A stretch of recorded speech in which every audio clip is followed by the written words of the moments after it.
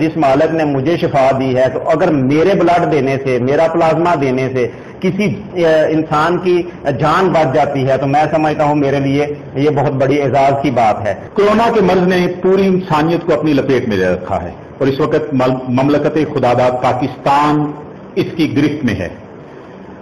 ان دنوں ہمارے ساتھ اس وقت موجود ہیں گجرات شہر کی معروف سماجی اور سیاسی شخصیت حافظ سلیم رضا چشتی، جنہیں کچھ عرصہ پہلے جن کا کورونا پازیٹو آیا تو انہوں نے اپنے آپ کو کرتینا میں لے گئے۔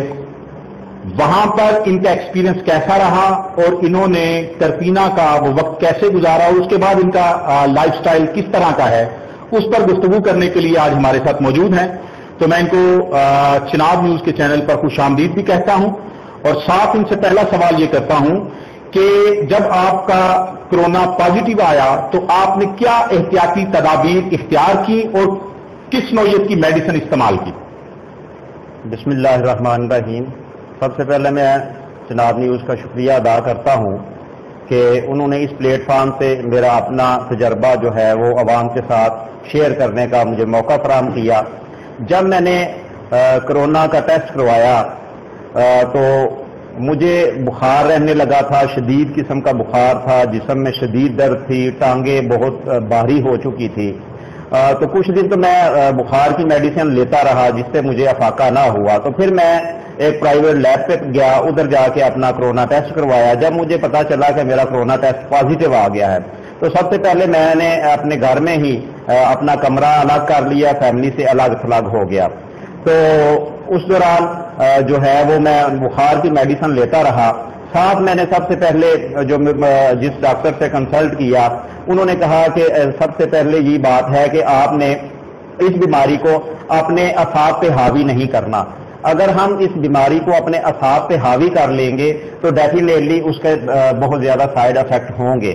تو اس کے علاوہ میں نے اپنے معمولات زندگی کس طرح چینج کیے، میں گھر میں رہا، سب سے الگ تھلگ رہا۔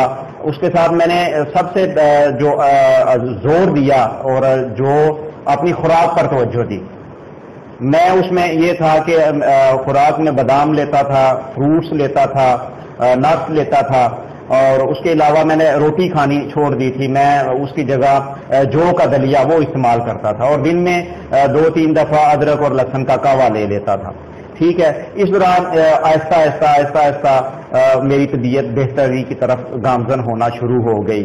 تو جب اتنا اور اس دوران قرنطینہ میں رہنے کے ایک مجھے سب سے زیادہ فائدہ یہ ہوا کہ مجھے اللہ سے لو لگانے کا بہت اچھا موقع میسر آیا۔ تو میں قرآن پاک کا مطالعہ کیا، ترجمہ پڑھا اور بالخصوص احادیث کا مطالعہ کیا، اور میں زیادہ سے زیادہ سورہ رحمان کی تلاوت خود بھی کرتا تھا اور اس کی آڈیو بھی سنتا رہا۔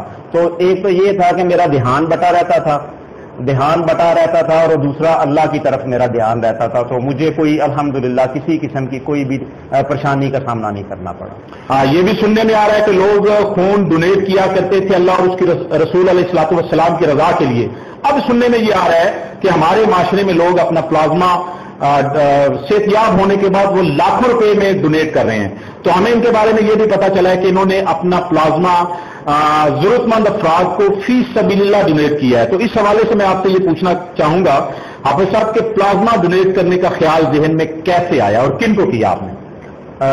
میرے ایک دوست تھے، ان کے والد صاحب تھے جو سیریس حالت میں تھے۔ انہوں نے جب ان کو پتا چلا کہ یہ صحت یاب ہو چکی ہے تو انہوں نے مجھ سے رابطہ کیا۔ تو خیال کیسے آیا، یہ بہت اچھا سوال ہے۔ دیکھیں، یہ جسم ہمارا جو ہے اللہ کی امانت ہے، اور میں سمجھتا ہوں کہ جس مالک نے مجھے شفا دی ہے تو اگر میرے بلڈ دینے سے، میرا پلازما دینے سے کسی انسان کی جان بچ جاتی ہے تو میں سمجھتا ہوں میرے لیے یہ بہت بڑی اعزاز کی بات ہے۔ آقا علیہ الصلوۃ والسلام کی ایک حدیث ہے کہ جس نے ایک جان بچائی گویا اس نے پوری انسانیت کو بچایا۔ یہ میرے ذہن میں آقا علیہ الصلوۃ والسلام کا فرمان موجود تھا، تو اس وجہ سے چونکہ بلڈ جو ہے وہ میں سمجھتا ہوں کہ جسم کی زکوٰۃ بھی ہے، جسم کا صدقہ بھی ہے، اور میں نے اپنا صدقہ سمجھ کے وہ ایک دوست کے والد صاحب کو ڈونیٹ کیا۔ اور اللہ کی عزت کی قسم ہے کہ مجھے اس وقت بہت زیادہ خوشی ہوئی کہ جب میرے دوست نے مجھے بتایا کہ میرے والد صاحب اب بہت زیادہ صحت یاب ہو چکے ہیں الحمدللہ۔ آخری میں آپ سے یہ سوال کرنا چاہوں گا کہ آپ عوام الناس کو، چونکہ ہمارے معاشرے میں پینک کریٹ ہو چکا ہے اس حوالے سے، تو آپ عوام الناس کو کوئی پیغام دینا چاہتے ہیں کہ وہ کس نوعیت کی احتیاطی تدابیر اختیار کریں، اپنی فیملی کا، اپنے گھر والوں کا کیسے خیال رکھیں، اس حوالے سے اگر آپ کو بات کرنا چاہیں؟ میرا یہ پیغام ہے کہ کورونا جو ہے وہ ڈیفینیٹلی ایک بہت بڑی آفت ہے پوری دنیا پہ آئی ہوئی، تو اس سے بچنے کا ایک ہی طریقہ ہے، وہ ہے احتیاطی تدابیر۔ جو گورنمنٹ آف پاکستان نے SOPs دیے ہوئے ہیں ان پر عمل کیا جائے، اور بالخصوص اللہ نہ کرے کسی کا کرونا پازیٹو آ جاتا ہے تو وہ اس کو ایک نارمل لے اور اپنے اوپر سوار نہ کرے۔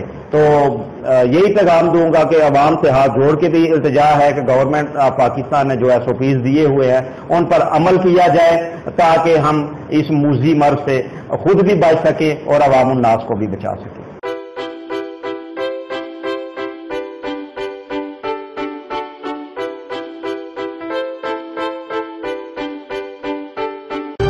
ہر خبر پر پہلی نظر صرف چناب نیوز پر۔